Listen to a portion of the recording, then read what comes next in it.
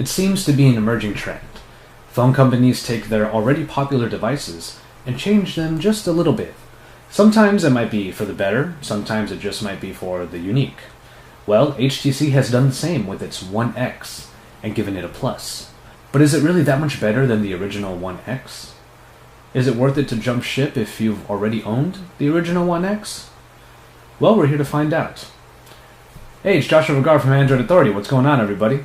And this is the HTC One X Plus from AT&T. I think that's all of it.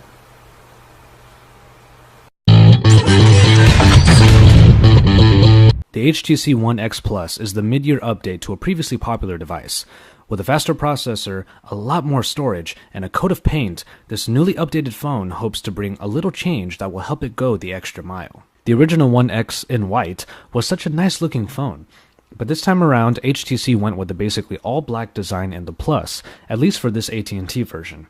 The 4.7-inch Super LCD Gorilla Glass display is surrounded with a black border.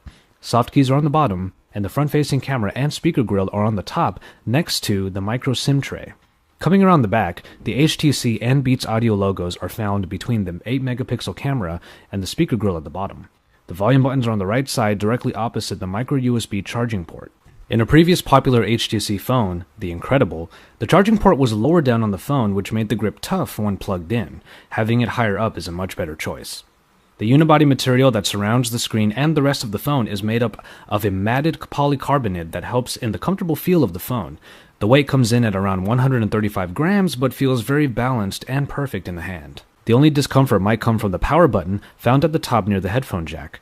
Users of non-HTC phones might be used to having it on the right side next to your thumb, so some hand gymnastics might be needed to comfortably get to the power button and then bring the HTC One X Plus back down to a neutral grip, especially for people with smaller hands. Other versions of the One X Plus have a red trim, most noticeable around the camera, but this AT&T version is all black. The phone nonetheless is a great looker, and even if it doesn't come in white, it still looks great this way. Coming around to the screen, the same 4.7-inch screen from the original One X makes a return. Capable of 1280 by 720 resolution, this is the very screen that received quite a lot of praise. And for good reason. Watching content on here is truly a joy, as colors are rendered beautifully and text is as sharp as ever. The curved Gorilla Glass allows for multiple viewing angles, and the brightness is more than adequate even in broad daylight. Which brings us to the hardware, in which there is already one big improvement in the storage. Coming from 16 and 32 GB models before, the One X Plus comes stock with an incredible 64 GB of free space. Alright, it's actually around 57, but that's still a great number.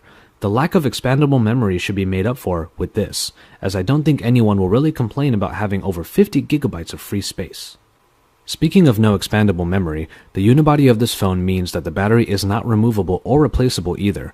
While there might be a compromise in the storage department, the larger battery here unfortunately doesn't quite keep up with all of the new digs.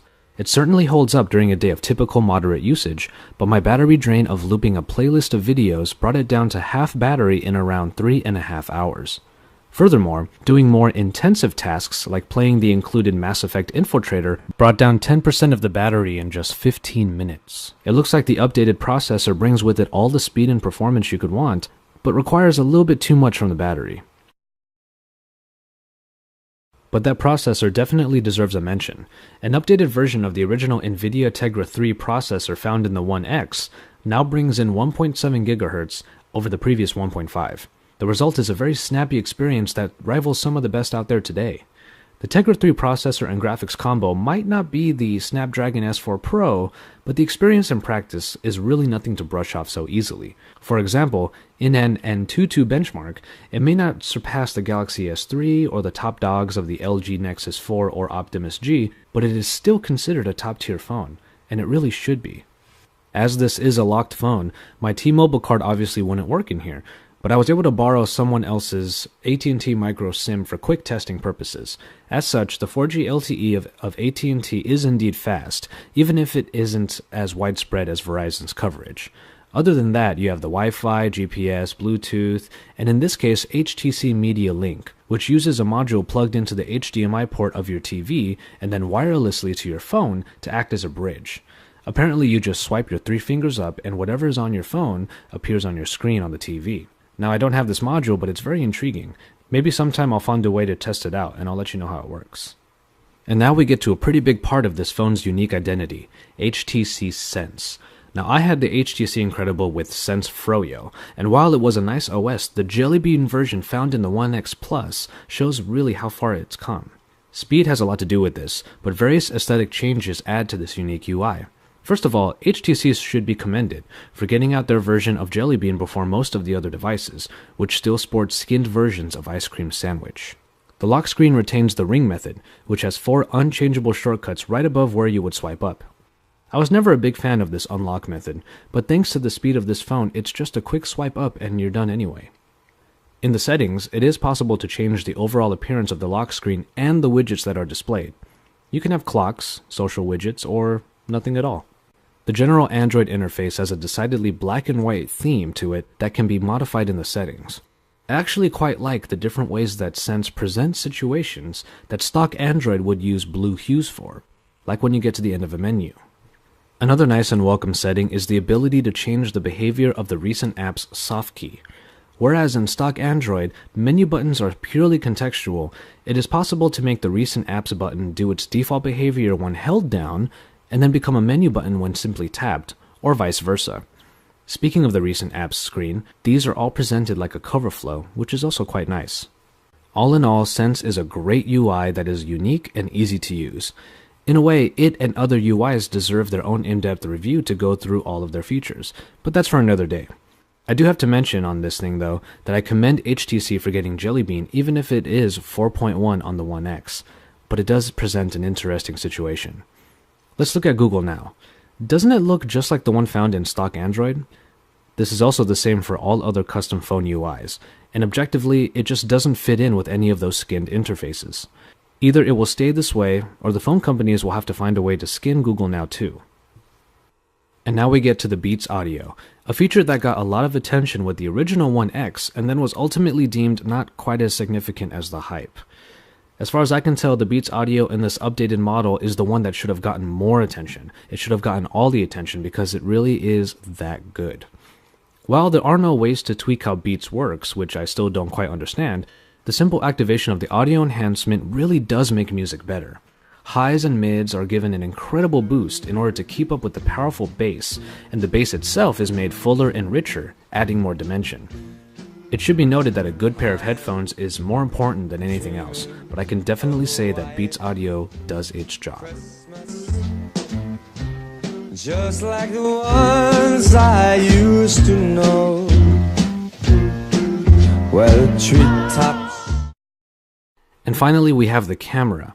Remember how in my LG Optimus G review I was excited to see improved optics on all Android smartphones? Well, the already great camera of the original One X makes a return here and is a very impressive specimen. I mean, how often do you get to hear the technical aspects of the camera in your smartphone? This 28mm f2.0 lens has the same specs as one of my dedicated camera lenses. That being said, the quality of the camera is really quite good, and the resulting 8-megapixel pictures have good colors without much grain. Video is available at full HD 1080p as well and includes image stabilization, a rare thing for smartphones. So, it is definitely possible to get some good footage and pictures from this camera, as you can see here and in the footage at the beginning of this video. The interface may not be as awesome as the Jelly Bean 4.2 camera, but it is still easy to use and the options are overlays on the viewfinder rather than separation bars. The front-facing camera deserves a mention too, as it has been upgraded to 1.6 megapixels, but that isn't the main reason why. Pictures from this small camera are surprisingly detailed and crisp, another very rare thing for smartphones. This all should make Hangouts and self-portraits that much better. And so, there you have it.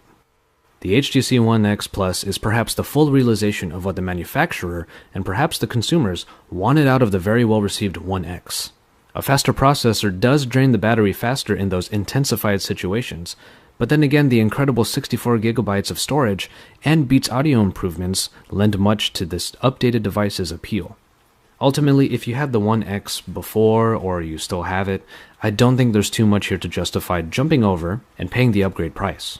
But if you have never experienced the One X, like me, or even a high-end HTC phone, this is probably the best place to start. For my full written review, head on over to AndroidAuthority.com, your source for all things Android.